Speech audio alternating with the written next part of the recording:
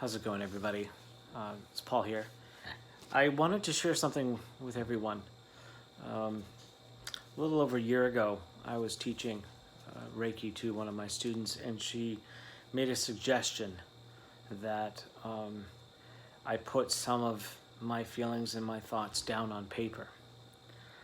She had mentioned that she felt that I had a lot to give and a lot to offer, not just the people in my community, but maybe perhaps on a bigger scale. So she suggested that I do some writing, and which I do.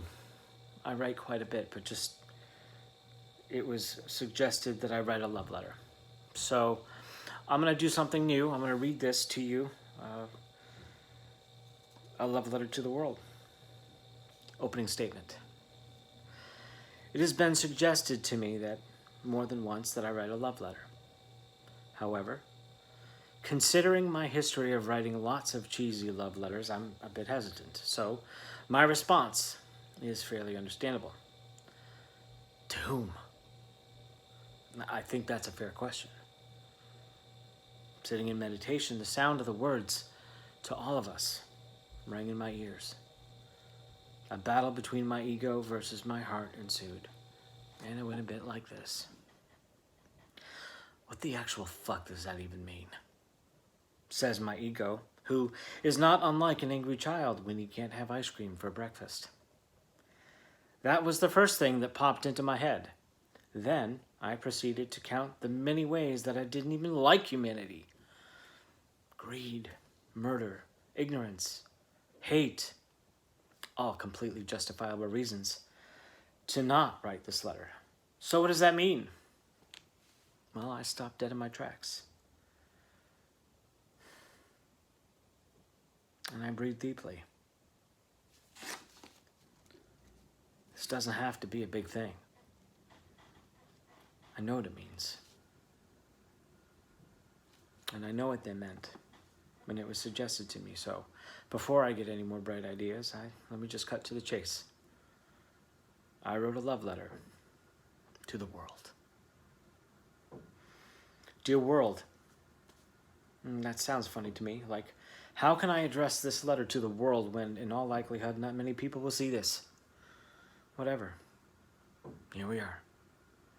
Listen, I know that sometimes I may not show it or act like it, but I actually really do love humanity. I actually do love this world that we are a part of. It's difficult to explain, and this may take a bit of time. I will try and express my thoughts and feelings the best that I can. I hope this doesn't come off as egotistical. It may be to some people, and that's okay too. A very long time ago, back in 1977, I can remember walking down a country road in rural Connecticut. I was 3 years old, a half pint of corduroys and curly brown hair. I was walking John Henry, who was my Aunt Marcia's basset hound, and I loved that dog. There was a photo of this somewhere, I think, buried in a basement. I remember not just the moment, but being a witness to the moment. When all that I knew was joy and laughter and my mother's long brown hair.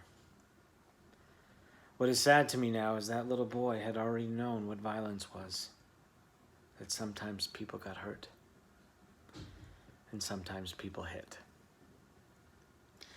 It has been 43 years since that photo was taken, and although I have experienced a great deal of trauma over the years, as well as having made terrible mistakes that ended up causing people to get hurt,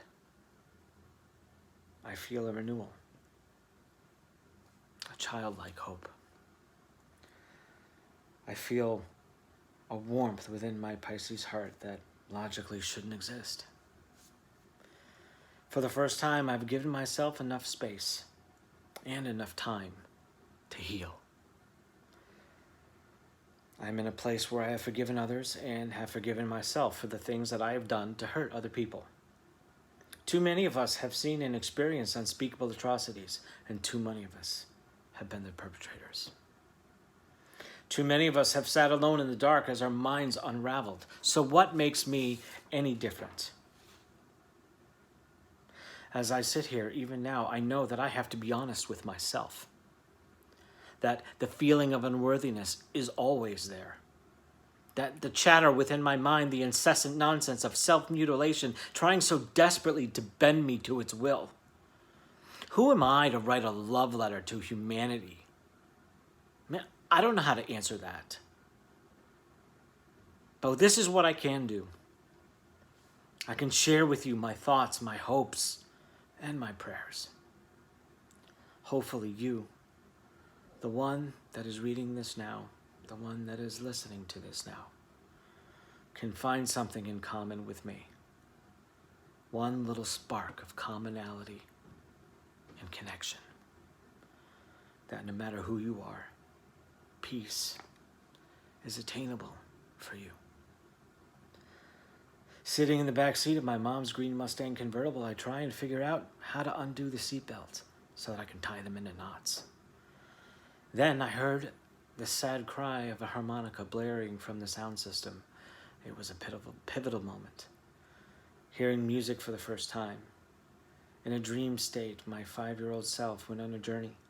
Within my imaginations, I traveled to the stars, and then went into the center of the earth, and cracked my heart open so wide that all I could do was sing as loud as I could. Mom had a single tear streaming down her cheek, and that was the first time I'd ever seen her cry.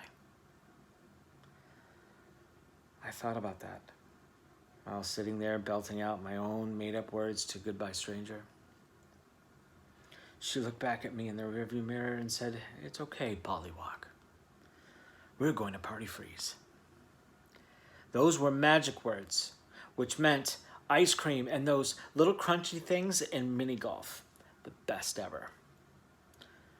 We were poor, and my mother did the best that she could to make sure that I was happy and had a good life.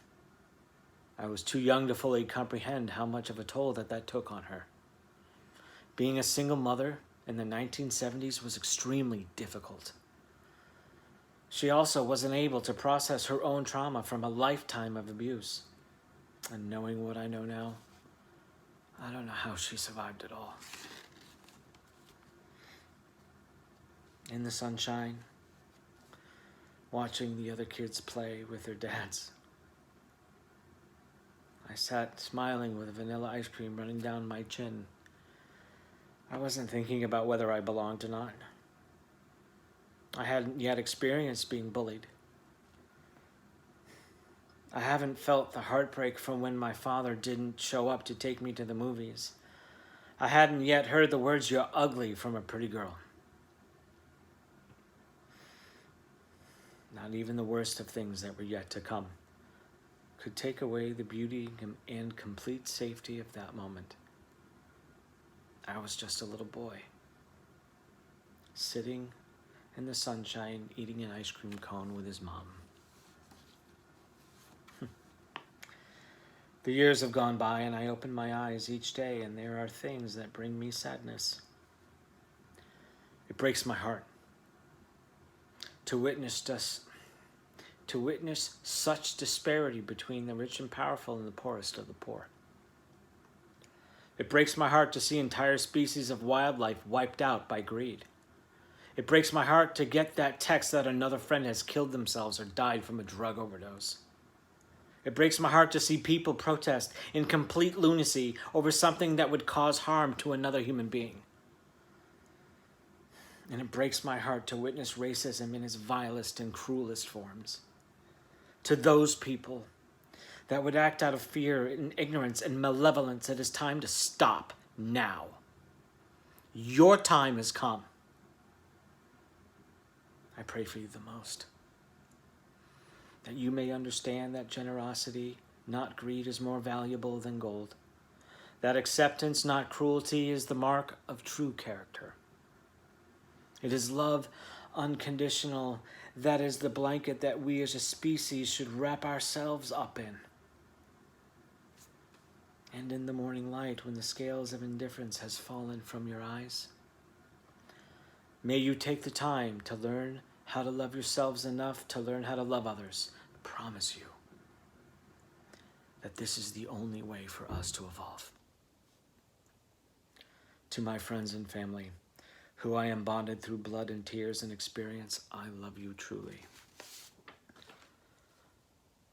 So in my darkest moments, I think of that summer's day, eating ice cream in the sunshine, wishing with all of my heart that which I would give to you freely, hoping with every part of my soul which has come out from the shadows, that you too may find your own space in the sunshine, and laugh with the innocence of a child, that you may know that the love that you will feel inside your weary and broken hearts is the most powerful force on earth. All my love.